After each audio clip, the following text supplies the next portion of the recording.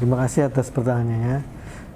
Saya memang sebagai deputi di Bapeten pengkajian keselamatan, tapi dalam konteks ini saya ingin menjawabnya secara pribadi sebagai bagian dari disiplin keilmuan saya.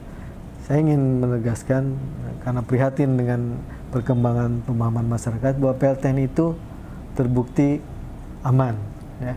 Dari 400-an PLTN yang beroperasi dan sudah hampir dalam sejarahnya ada 60 hampir 56 tahun, itu ada 3 kejadian penting, yaitu Chernobyl, Fukushima, dan Three Mile Island. Yang ada korban jiwa nyata karena radiasi itu hanya di Chernobyl itu 28 orang karena melakukan tugas pemadaman. Yang sisanya itu adalah perdebatan statistik dan tidak ada bukti saintifik. Nah, ini yang dibesar-besarkan oleh yang tidak berkenan dengan PLTN. Saya kira itu, dan teknologinya terus berevolusi dan sekarang sudah kalau diwujudkan yang PLTN yang terbaru ya lebih aman lagi gitu kan. Itu dengan suatu produk peradaban dari 50 tahun saja sudah seperti itu. Apalagi kalau nanti diwujudkan PLTN baru. Saya punya keyakinan bahwa PLTN aman.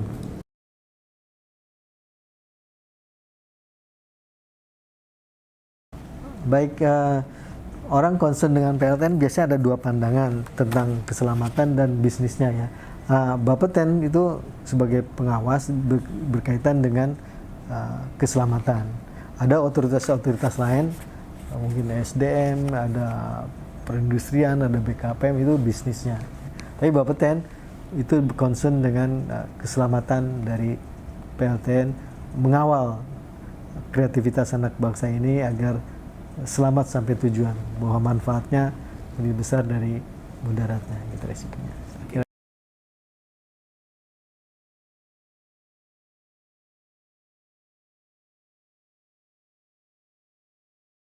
Ya, itu benar. Terutama sekarang makin gencar dan makin ingin diwujudkan generasi-generasi yang 4 ini berdasarkan pengalaman Fukushima tadi.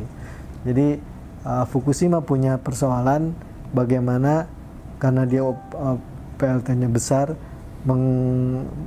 memindahkan panas sisa. Jadi ketika reaktor, biasanya PLTN itu sanggup menangani gempa, dalam arti dia otomatis shutdown. Tetapi berikutnya panas harus dihilangkan itu perhatiannya waktu dulu kurang. Ternyata dengan kejadian Fukushima itu harus ditangani.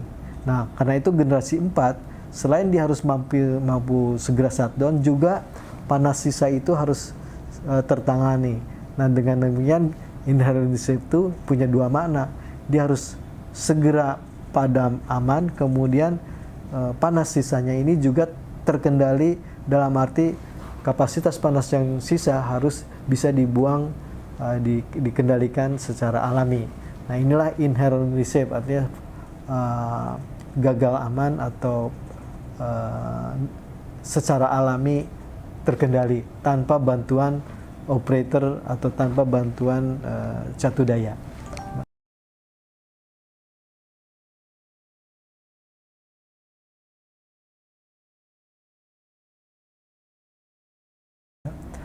Baik, ini sangat kalau di pertentangan antar pihak akan subjektif, tapi badan internasional pernah mendatangi Indonesia dan menilai infrastruktur kesiapan PLT Indonesia, dan melalui penilaian itu IAEA melihat bahwa Indonesia dibandingkan negara-negara yang sedang akan berangkat mengadakan PLT justru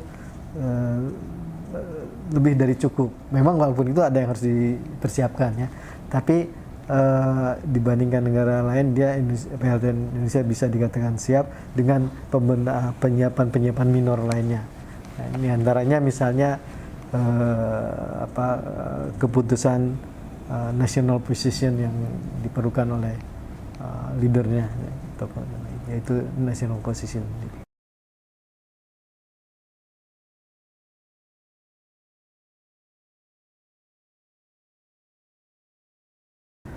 Ya karena pada dasarnya prinsip dari nuklir itu manfaat harus lebih besar dari mudaratnya, dan soal manfaat itu adalah tiap negeri kan punya pandangannya sendiri-sendiri, dan manfaat itu kan balik ke negeri itu sendiri, dan pimpinan itulah dan segenap pimpinan negeri dan segenap anak bangsanya lah yang akan memperoleh manfaat dari itu, maka dia harus mengorientasikan ke sana.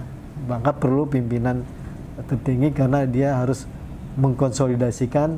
Artinya begini, bahwa manfaat mudarat itu adalah prestasi suatu bangsa. Nah, kalau leadernya ingin memperoleh manfaat, maka komitmen itu akan diwujudkan. Ya. Lebih tepatnya keputusan tertinggi, kalau presiden itu adalah pemimpinan paling tinggi, ya dialah gitu kan.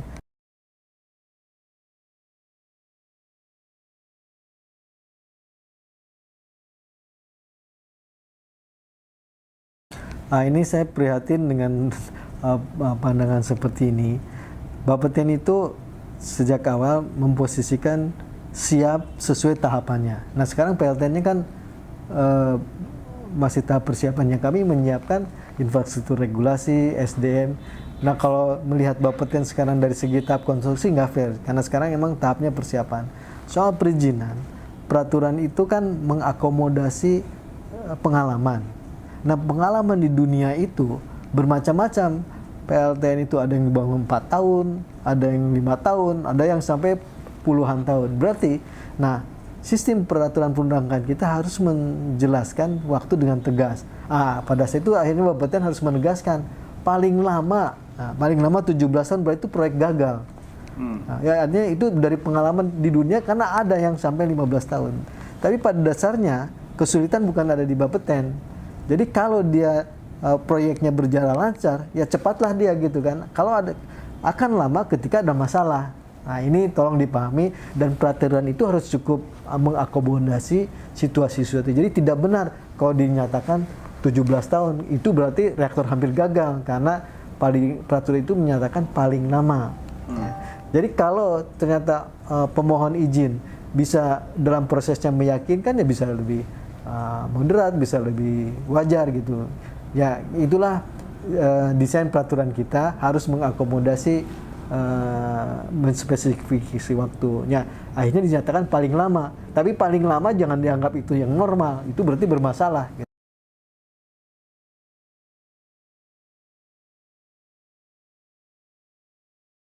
Sekarang kalau PLTN yang baru, saya yakin dia harus berkompetisi, tentu dia makin lama makin parah kan. Berarti dia normalnya kan batu bara 3 tahun 4 tahunnya dia akan harus bermain di situ. Nah, untuk Indonesia sebagai negara yang baru mengarah embarking, dikatakan secara teori antara 10 tahun ke atas, tapi itu kan kalau tidak memperhitungkan apa yang telah dicapai Indonesia sebelumnya. Indonesia kan pernah mempersiapkan banyak hal. Nah, ini kalau diperhitungkan, saya kira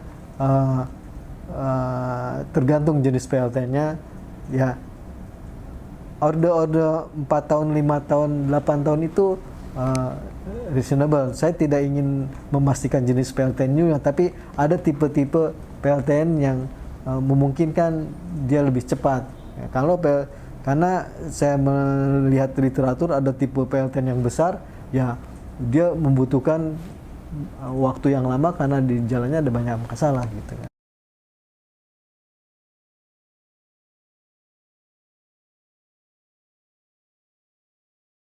Ya, reasonable dan optimis, dan itu prestasi suatu bangsa, ya, suatu bangsa. Dan saya pernah melihat Korea atau Jepang, saya lupa, maaf, 4 tahun bisa.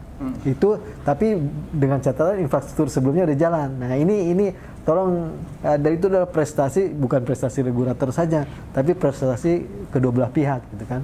Jadi mohon ini jangan dilihat secara teks kemudian paling lama itulah menjadi pegangan gitu kan. Ya. Terima kasih Pak Yos.